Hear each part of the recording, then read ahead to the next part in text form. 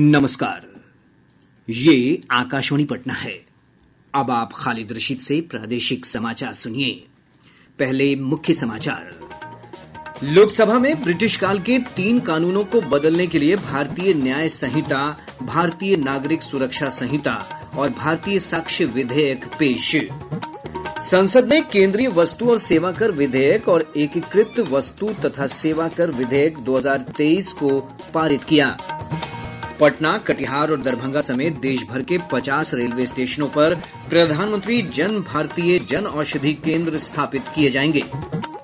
और मौसम विभाग ने अगले 24 घंटों के दौरान पश्चिम चंपारण, सीतामढ़ी, मधुबनी, सुपौल और अररिया जिले में कुछ स्थानों पर बहुत भारी बारिश का अलर्ट जारी किया। अब समाचार विस्तार से। लोकसभा में भारतीय न्याय संहिता 2023, भारतीय नागरिक सुरक्षा संहिता 2023 और भारतीय साक्ष्य विधेयक 2023 पेश किए गए हैं। गृहमंत्री अमित शाह ने विधेयक पेश करते हुए कहा कि भारतीय न्याय संहिता 2023 विधेयक भारतीय दंड संहिता 1860 का स्थान लेगा और भारतीय नागरिक सुरक्षा 2023 विधेयक आपराधिक प्रक्रिया संहिता 1898 की जगह लेगा।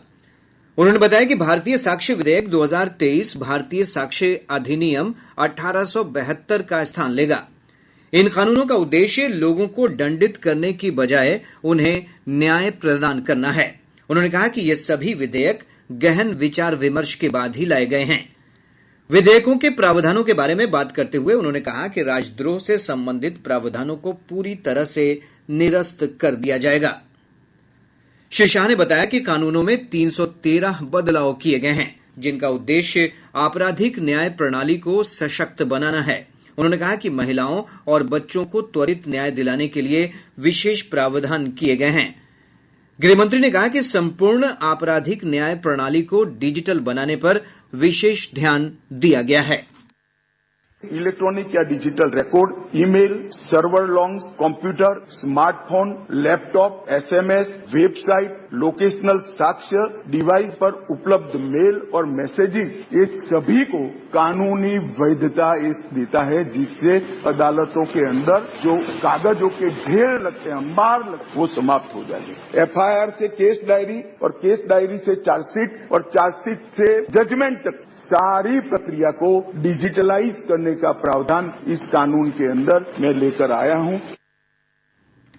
रक्षा मंत्री राजनाथ सिंह ने पूर्व सैनिकों और उनके परिवारों के लिए सहायता प्रणाली को मजबूत करने के उद्देश्य से विभिन्न योजनाओं में वित्तीय सहायता में पर्याप्त वृद्धि को मंजूरी दे दी है। रक्षा मंत्रालय ने कहा कि पूर्व सैनिकों की विधवाओं के लिए व्यावसायिक प्रशिक्षण अनुदान योजना के तहत दी जाने वाली वित्तीय सहायता 20,000 से बढ़ाकर 50,000 रुपए कर दी गई है।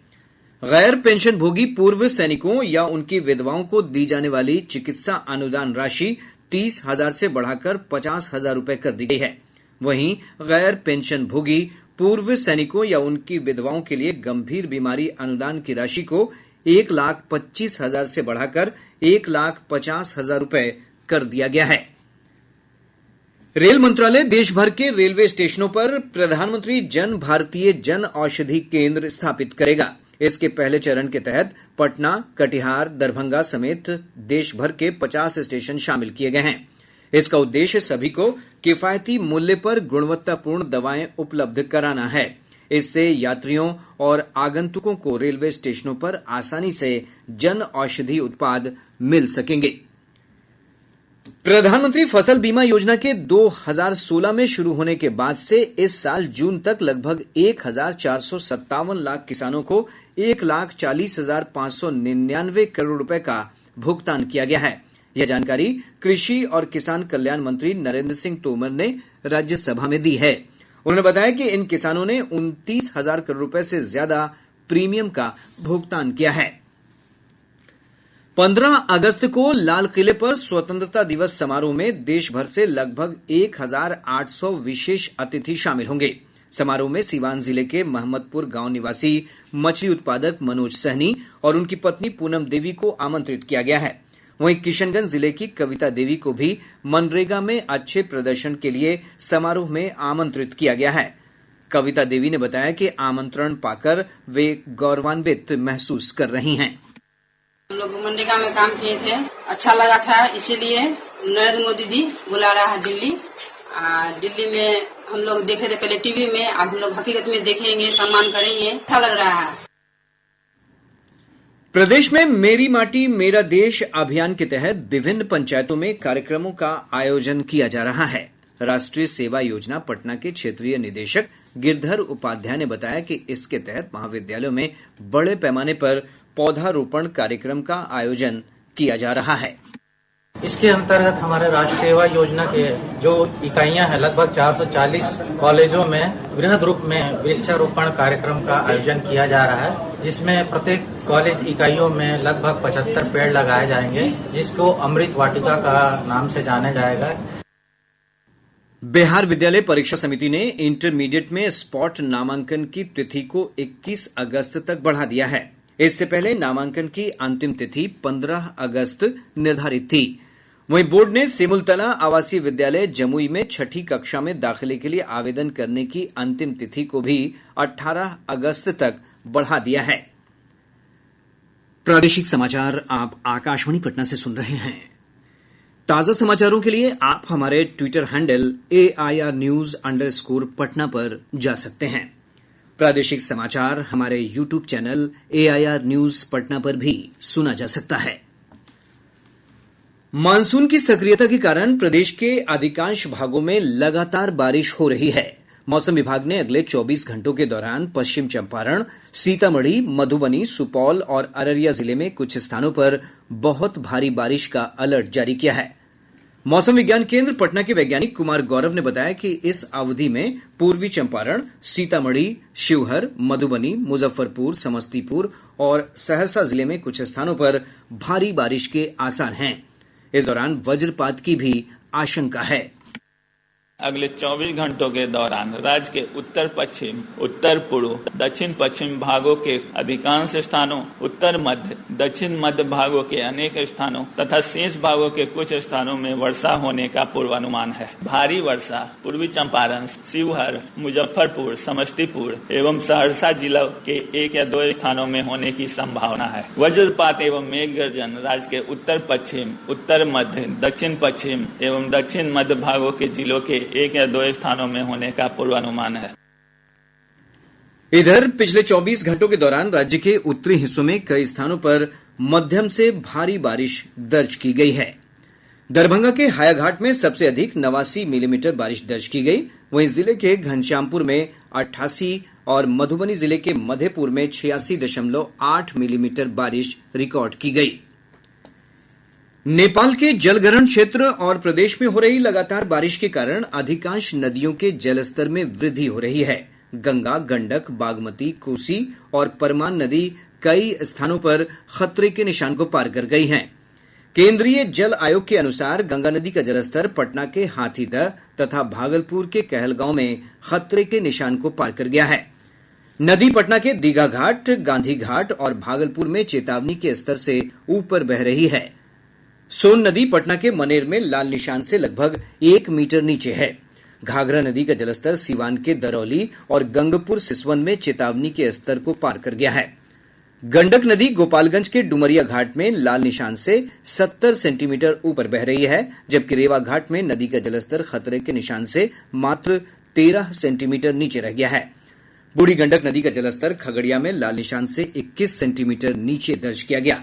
बागमती नदी सीतामढ़ी के रून्नी सैदपुर और मुजफ्फरपुर के बेनीबाद में लाल निशान से ऊपर बह रही है। कमलाबलान नदी के जलस्तर में गिरावट आई है। हालांकि अभी भी नदी का जलस्तर मधुबनी के झंझारपुर और जयनगर में चेतावनी के स्तर से ऊपर बना हुआ है। कोसी नदी खगड़िया के बलतारा और कटिहार के कुर्सेला में खतरे के निशान को पार कर गई है। वहीं सुपौल के बसुआ में नदी का जलस्तर लाल निशान के आसपास बना हुआ है। महानंदा नदी भी पूर्णिया के ढेंगरा घाट और कटिहार के झावा में लाल निशान के आसपास बह रही है। परमान नदी अररिया में खतरे के निशान से 23 सेंटीमीटर ऊपर बह रही है। प्रदेश की नदियों के जलस्तर में वृद्धि से कई स्थानों पर बाढ़ का खतरा उत्पन्न हो गया है। गोपालगंज से हमारे संवाददाता ने बताया है कि गंडक नदी के बढ़ते जलस्तर से तटबंधों पर दबाव बना हुआ है। जिले के निचले इलाकों में बाढ़ जैसे हालात उत्पन्न हो गए हैं। जिले के कुचायकोट, सदर, माझा, बरौली, सिधवलिया और बैकुंठपुर प्रखंड के कई गांव पानी से घिर गए हैं। लगभग 65,000 की आबादी बाढ़ की चपेट में है। प्रभावित क्षेत्रों में सड़क पर पानी आ जाने से लोगों को आवागमन में काफी परेशानी हो रही है। इधर जल संसाधन विभाग ने तटबंधों की निगरानी बढ़ा दी है। तटबंधों पर अधिकारी और इंजीनियरों की टीम कैंप कर रही है। साथ ही जहां रेनकट हो रहा है उसे तत्काल दुरुस्त किया जा रहा है। आकाशवाणी समाचार के लिए गोपालगंज से मदेश तिवारी।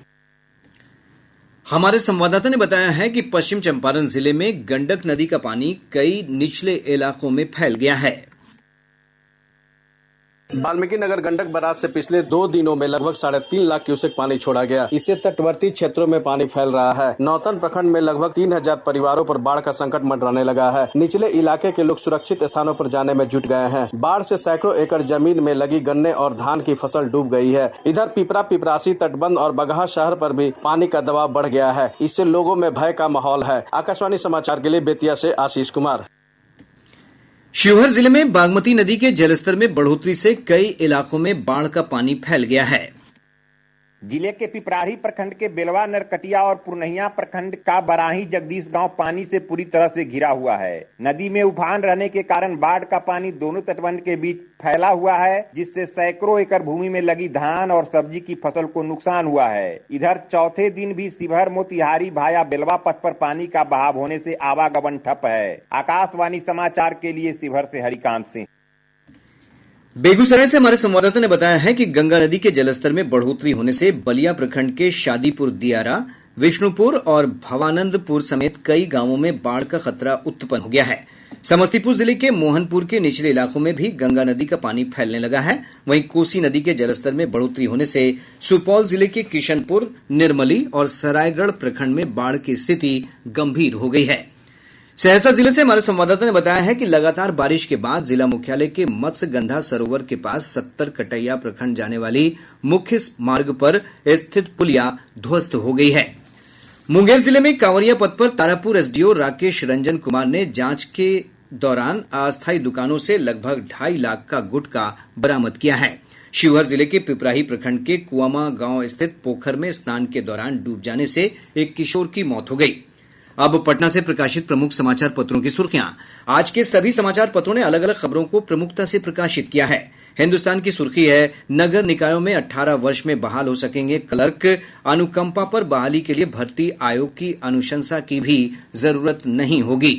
दैनिक भास्कर ने सुप्रीम कोर्ट के फैसले पर लिखा है, देश भर के बीएड अभ्यर्थियों को बड़ा झटका, बीटीसी डिप्लोमा धारक ही बन पाएंगे प्राथमिक शिक्षक। दैनिक जागरण की बड़ी खबर है, एक क्लिक में सॉफ्टवेयर बताएगा जिले में किस जाति के लोग अधिक हैं या कम।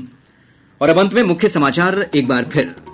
लोकसभा में ब्रिटिश काल के 3 कानूनों को बदलने के लिए भारतीय न्याय संहिता, भारतीय नागरिक सुरक्षा संहिता और भारतीय साक्ष्य विधेयक पेश। संसद ने केंद्रीय वस्तु और सेवा कर विधेयक और एकीकृत वस्तु तथा सेवा कर विधेयक 2023 को पारित किया। पटना, कटिहार और दरभंगा समेत देश भर के 50 रेलवे स्टेशनों पर प्रधानमंत्री जन भारतीय जन औषधि केंद्र स्थापित किए जाएंगे। और मौसम विभाग ने अगले 24 घंटों के दौरान पश्चिम चंपारण, सीतामढ़ी, मधुबनी, सुपौल और अररिया जिले में कुछ स्थानों पर बहुत भारी बारिश का अलर्ट जारी किया। इसके साथ ही आकाशवाणी पटना से प्रसारित प्रादेशिक समाचार का ये अंक समाप्त हुआ।